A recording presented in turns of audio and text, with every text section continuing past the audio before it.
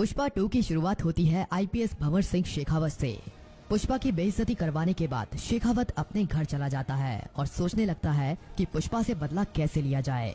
और दूसरी तरफ पुष्पा अपनी शादी में पहुंच जाता है। वहां पर सभी लोग उसको बिना कपड़े के देखकर हैरान हो जाते हैं। पुष्पा की शादी शुरू हो जाती है। जैसे ही पुष्पा और श्रीवल्ली फेरे लेने के लिए उठते हैं, तभी वहां पर पुष्पा का बड़ा भाई शादी रोकने के लिए आ जाता है। पुष्पा का भाई सभी के बीच में पुष्पा की बेइज्जती करने लगता है।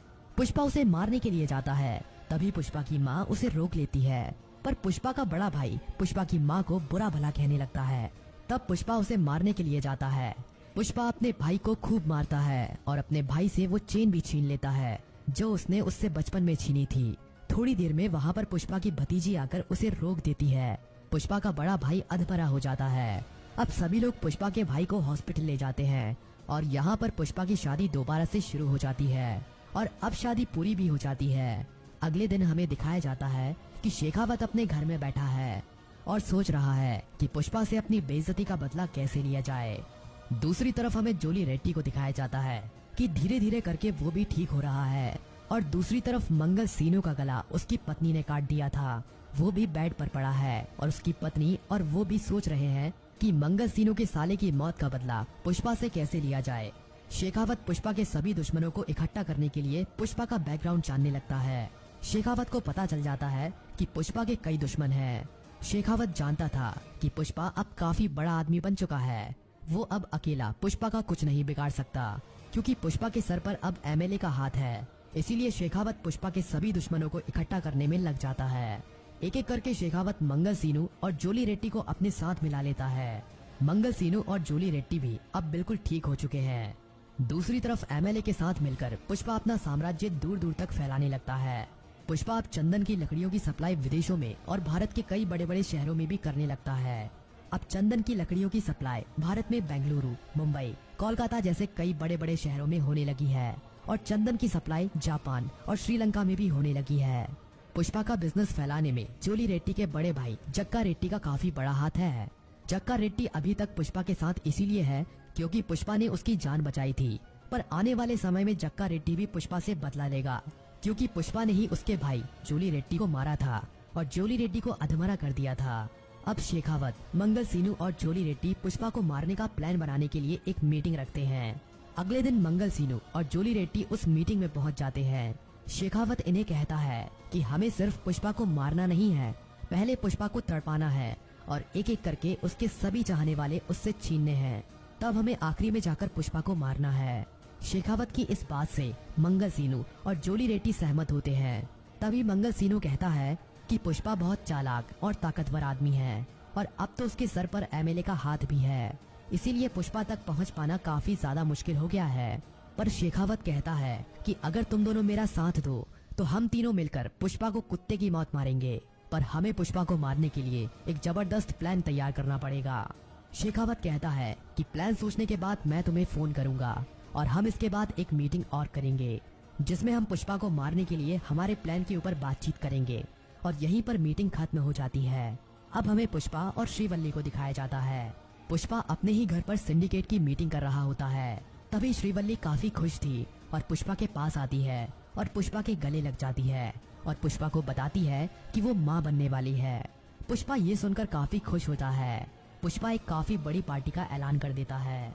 सभी लोग उस पार्टी की तैयारियों में लग जाते हैं, क्योंकि इस पार्टी में काफी बड़े बड़े लोग आने वाले थे।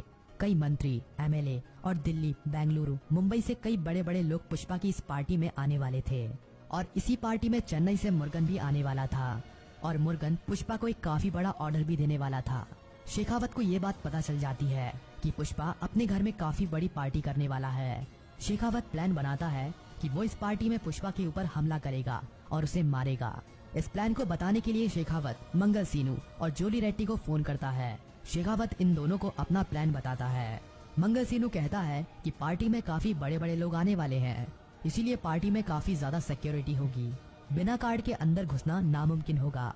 पर शेखावत कहता है कि मेरा दिमाग एक पुलिस वाले का दिमाग है, तुम बस अपने आदमियों को तैयार रखना, मैं खुद उनके साथ पार्टी में अंदर जाऊंगा और पुष्पा के चाहने वाले हर एक को और पुष्पा को भी मैं ही मारूंगा।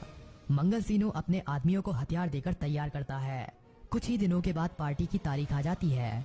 पुष्पा की ये पार्टी काफी धूमधाम से होने वाली थी। काफी बड़े बड़े लोग इस पार्टी में पहुंच चुके थे। तभी वहां पर मंगल सीनू के लोग भेष बदलकर पहुंच जाते हैं और पार्टी में इनकी एंट्री जक्का रेड्डी करवाता है। जक्का रेड्डी भी शेखावत के इस प्लान में उसके साथ है, क्योंकि वो भी पुष्पा से बदला लेना चाहता है, क्योंकि पुष्पा ने उसके भाई को मारा था। थोड़ी देर में पुष्पा भी श्रीवल्ली के साथ यहाँ पर पहुँच जाता है। श्रीवल्ली पार्टी की धूमधाम देखकर काफी खुश होती है, क्योंकि पुष्पा ने इतनी बड़ी पार्टी सिर्फ उसके लिए ही तो करवाई थी। तभी वहाँ पर गाना बजने लगता है। गाने के बीच में मंगल सीनू के लोग फायरिंग शुरू कर देते हैं और तभी सभी लोग इधर उधर भागने लगते हैं। शेखावत सही समय देखकर एक कोने में छुपकर पुष्पा को गोली मारने की सोचता है, पर शेखावत सोचता है कि पुष्पा को इतनी आसानी से मौत नहीं मिलनी चाहिए, इसीलिए वो श्रीवल्ली को गोली मार देता है। पुष्पा श्रीवल्ली को देखता है और हॉस्पिटल ले जाने लगता है। तभी श्रीवल्ली की मौत वहीं पर हो जाती है। इसके बाद पुष्पा काफी गुस्सा हो जाता है, पर अभी तक पुष्पा को ये नहीं पता है कि ये सब शेखावत ने किया है। तभी पुष्पा शेखावत को वहाँ से जाते हुए देख लेता है। पुष्पा को शक हो जाता है कि ये सब शेखावत ने अपनी बेइज्जती का बदला लेने के लिए किया है। अब बदला लेने की बारी पुष्पा की थी। पुष्पा को ये बात भी पता चल जाती है कि शेखावत की इस चाल में उसके साथ मंगल सीनू और जूली रेड्डी भी शामिल थे। पुष्पा काफी गुस्सा था। पुष्पा अपनी बंदूक निकालता है और जूली रेड्डी और मंगल सीनू के घर पहुंच जाता है। वहां पर वे दोनों पुष्पा की इस हार पर पार्टी कर रहे होते हैं। पुष्पा एक एक करके मंगल सीनू के सभी आदमियों को मार देता है। पुष्पा अब अंदर जाता है तो उसे वहां पर मंगल सीनू और जूली रेड्डी के साथ जक्का रेड्डी भी मिलता है। जक्का रेड्डी पुष्पा की इस हार पर जश्न मनाने के लिए यहाँ पर आया था। पुष्पा जक्का रेड्डी को यहाँ पर देखकर हैरान होता है और जक्का रेड्डी से पूछता है कि तुम भी इनके साथ मिले हुए हो।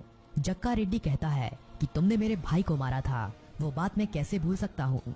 मैं तुम्हारे साथ इसीलिए था ताकि मैं अपनी भाई की मौत का बदला ले सकूं। तुम्हारी पत्नी को मारकर मैंने अपने भाई की मौत का बदला ले लिया है। अब तुम मुझे मार भी दो तो मुझे कोई डर नहीं। यहाँ पर अब पुष्पा इन तीनों को मार देता है। शेखावत अब पुष्पा के खिलाफ इन तीनों के मर्डर का केस बनाकर पुष्पा को जेल में डाल देता है। इस केस में एमएलए भी पुष्पा की कोई मदद नहीं कर पाता। जेल में शेखावत पुष्पा को खूब टॉर्चर करता है और उससे अपनी हर एक बेइज्जती का बदला लेता है। लेकिन अगले कुछ ही दिनों में पुष्पा जेल से भागने में कामयाब हो जाता है। अब शेखावत ही पुष्पा का एक दुश्मन बचा हुआ था। अब पुष्पा शेखावत को मारने के लिए प्लान बनाता है। शेखावत पुष्पा के सभी आदमियों को और एमएलए को भी अपनी तरफ कर लेता है। पुष्पा के हाथ से धीरे धीरे करके सिंडिकेट की सारी शक्तियां शेखावत छीन रहा था, पर पुष्पा को अब सिंडिकेट से कोई मतलब नहीं था। उसको तो बस अब श्रीवल्ली की मौत का बदला लेना था। शेखावत अपनी पूरी पुलिस फोर्स को पुष्पा को ढूंढने में लगा देता है, पर पुष्पा उसे कहीं नहीं मिलता।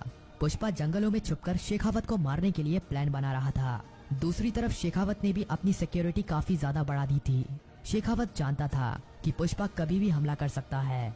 कुछ ही दिनों के बाद एमएलए एक पार्टी रखता है। उस पार्टी में एमएलए शेखावत को भी बुलाता है।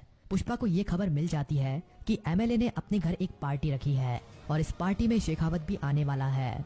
पुष्पा इसी पार्टी में शेखावत को मारने का प्लान बनाता है।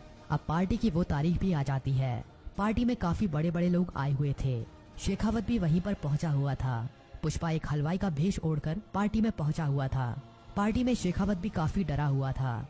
उसे लग रहा था कि पुष्पा यहीं कहीं है और कभी भी हमला कर सकता है। पुष्पा सही मौका देखकर शेखावत पर बंदूक तान देता है। पुष्पा पहले एमएलए को मारता है, फिर वहां पर शेखावत के लोग पुष्पा पर फायरिंग कर देते हैं। इन सबके बीच में पुष्पा को भी गोली लग जाती है, पर आखिरी में पुष्पा शेखावत को मार देता है और मूवी यहीं पर खत्म हो जाती है। अभी हमें इस बात को क्लियर नहीं दिखाया गया है कि पुष्पा मर गया है या नहीं, पर उसे गोली लगी है। हो सकता है कि पुष्पा के बारे में हमें इसके नेक्स्ट पार्ट में दिखाया जाए। इसके लिए अभी हमें थोड़ा इंतजार करना पड़ेगा।